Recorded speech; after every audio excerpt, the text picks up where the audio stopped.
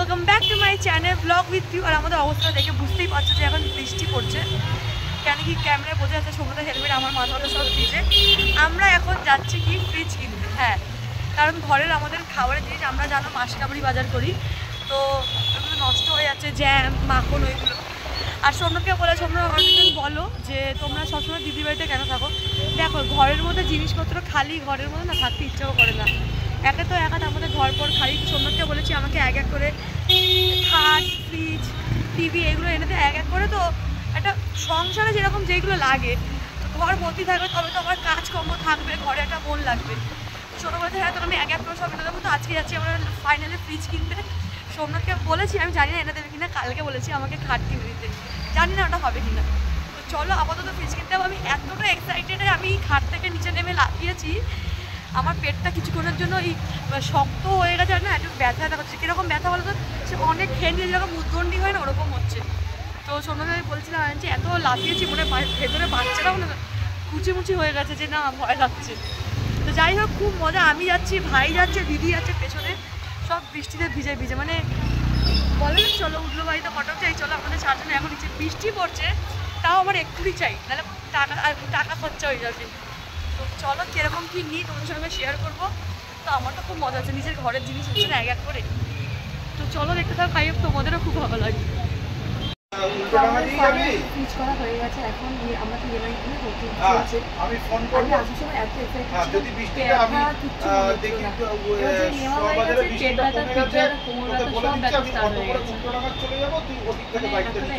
আর নেওয়া হয়ে গেছে, কি নিয়েছি সেটা ঘরে এনে দেখা হবে, এখন দেখা হবে, তাই তো।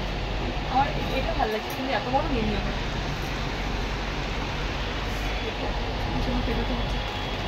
পেটে ব্যথা করছে, বলেছিলাম আজকে মালিশ করবি, তোর আসার দরকারও ছিল না। না আমার যদি আমি পছন্দ করবো না, তোরা রাস্তা জার্কিং করে আসার উচিত হয়নি তো।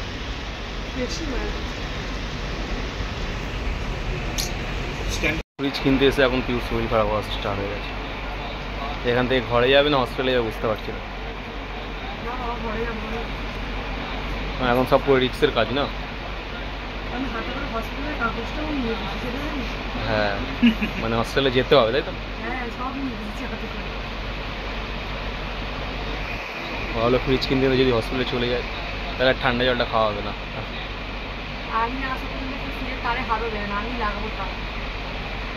ঠিক আছে তুই লাগা।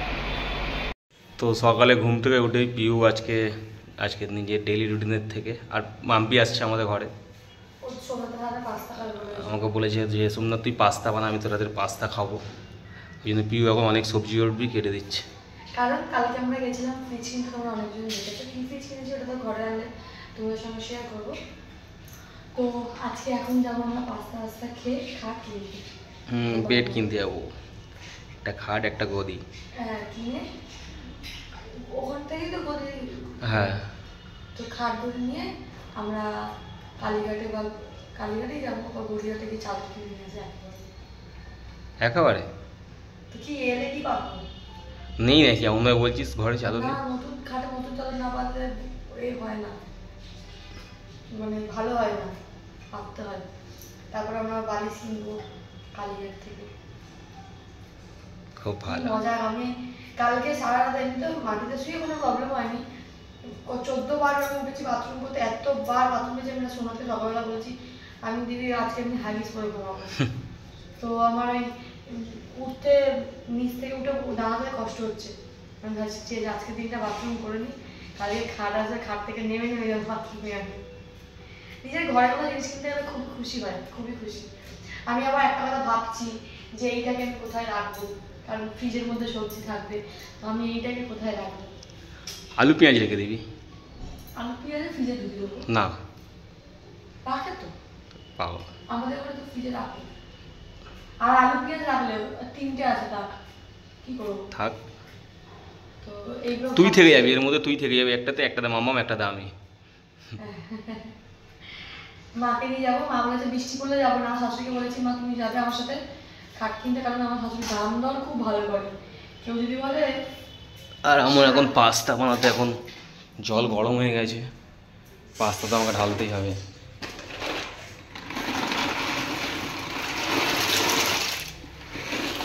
সবজি কাটতে কাটতে অর্ধেক সবজি কাটতে কাটতে হাঁপিয়ে গেছে, বলছি সুন্দর আমি আর পাচ্ছি না।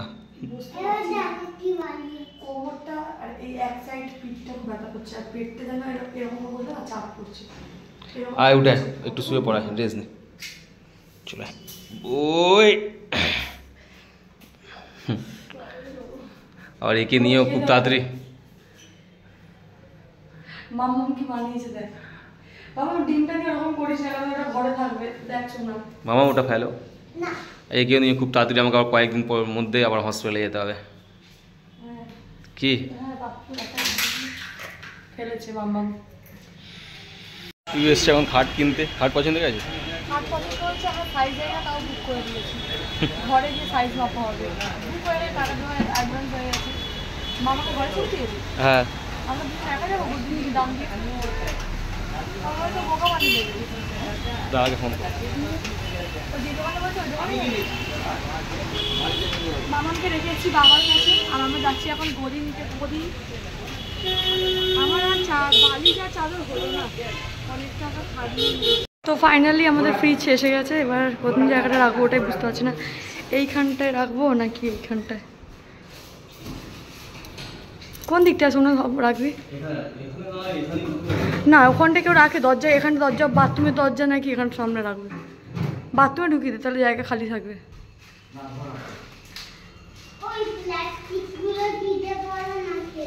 এইখানটায় মনে হয় না না আমি আসছি না ওখান থেকে। আমরা ওই হাজরাতেই গেছিলাম। হাতে কি হয়েছে? হাত নিয়ে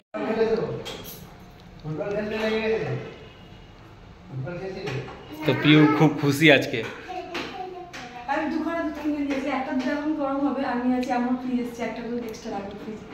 দুখানা দুধ দিয়ে উদ্বোধন হবে আমার ফ্রিজ। দুধ দিয়ে উদ্বোধন হবে? বোতলগুলো কোথায় যাবে? আমি তো চিকেন কিনে নিয়ে এসেছিলাম। আবার পিউর খাটও আসবে না, বেড আসবে কালকে। কালকে আসবে না, আমি আশা করি কালকে চলে আসবে। আমি আশা করছি না।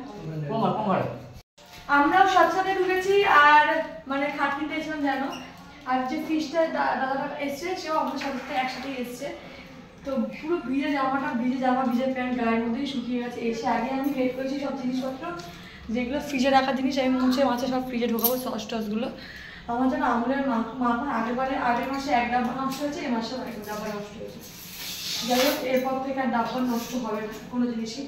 আর সবার আইফোন থাকে না, যখন শখের যে এরকমভাবে ওপেন করে, তো আমার শখের ফ্রিজ, তো আমি চলো ফ্রিজটাকে তোমাদের সামনে ওপেনটা করে দেখাই, একটু দেখাবো বলতে।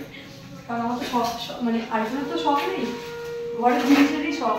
খাট আমার আবার কি এখন একটা ইচ্ছা আছে যে এখানটায় রাখা সোফা কাম বেড। এত সময় বলছে না এগুলো বেকার, ঘরের গ্যাস করা লোক এলে দুজন লোক সোফা কাম বেড মধ্যে বেড পেতে জায়গা হবে না, প্যাচেসটা ছোট এখানে না, এ তাহলে ফ্রিজটাকে তাহলে ওইদিকে রাখতে হবে।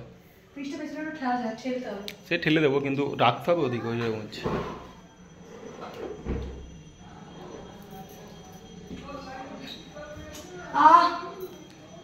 মাথাও ঢুকে গেল। এখন অন করবো, যে লোকটা এসেছিল সে না ভিজেছিল তো ভয়তে আর অন করেনি। আমি অন করবো কোনটা সুইচ আমি কিভাবে বুঝে ঢুকে কাট।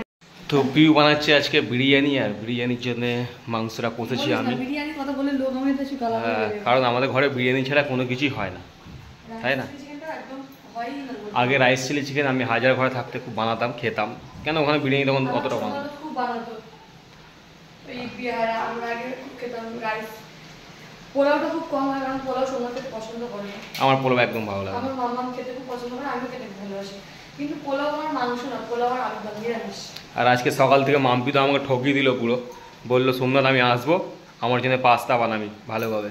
পাস্তা বানিয়ে রেডি করে রাখলাম, না ও এলো না আমাদের খাওয়া হলো। সকাল থেকে আমরা বেরিয়ে চলে গেলাম।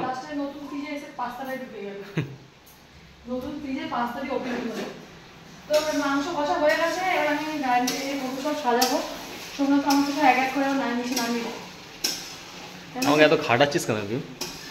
আমার এখন অবস্থাটা বোঝ, আমি এই অবস্থায় যে নোংরা করে দিচ্ছি তাই অনেক, তাই না? ভালো আমাকে ভালো নেই, ভালো বউ এরকম বলতে হয়, বউদেরকে ভালো বলতে হয়, সব ছেলেদেরকে বলছি। আচ্ছা যারা নেগেটিভ কমেন্ট করে আমি ভাবি তাদের সঙ্গে তো আমাদের পার্সোনালি কোনো কথা হয় না, মাত্রা হয় না, আমাদের চেনে না, তো আমাদের এত নেগেটিভ কেন করে? পেট ভরা প্লেটে নিচে পড়ে আছে। কোন নিচে পড়ে দেখবে? মাটির নিচে পড়ে আছে। কৌটো শুদ্ধ, কৌটো শুদ্ধ। বাবাকে বল গিয়ে নিয়ে আসবে।